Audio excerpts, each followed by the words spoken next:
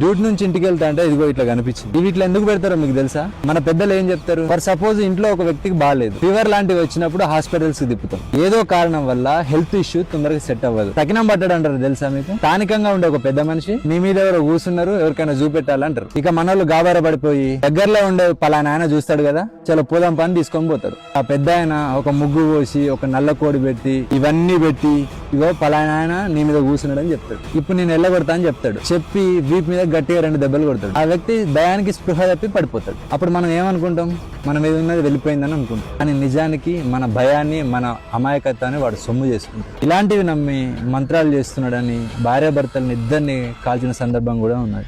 వీటిని ముట్టుకుంటే నిజంగా ఏమన్నా అవుతుందా? ఇది కొబ్బరికాయ, ఇందులో హెల్దీ ఫ్యాట్స్ ఉంటాయి, ఫైబర్ ఉంటుంది, డైజెషన్ కూడా మంచిది, హెయిర్ కూడా చాలా మంచిది. ఇది నిమ్మకాయ, ఇందులో విటమిన్ సి ఉంటుంది. అసలే ఎండలు ఎక్కువ కొడుతున్నాయి, కనబడితే నిమ్మరసం చేసుకుని తాగండి. ఇందులో యాంటీ ఆక్సిడెంట్స్ ఉంటాయి, మెటబాలిజం పెంచుతుంది, ఫ్యాట్ తగ్గడానికి కూడా ఉపయోగపడుతుంది. ఇలాంటి పదార్థాలను రోడ్డు మీద పడేయడం మన అజ్ఞానం మాత్రం. భయం, అజ్ఞానం మనల్ని బానిసలుగా మార్చేస్తుంది. దురదృష్టం ఏంటంటే మన నిర్ణయాలు మనం తీసుకుంటలేము, మన భయాలు తీసుకుంటున్నాయి. మూఢనమ్మకం మనిషిని బలహీనుడిగా చేస్తుంది, విజ్ఞానం మనిషిని శక్తివంతునిగా చేస్తుంది. ఆలోచించండి, నిజాన్ని మాత్రమే నమ్మండి, మూఢనమ్మకాలను కాదు. Thank you. జై హింద్.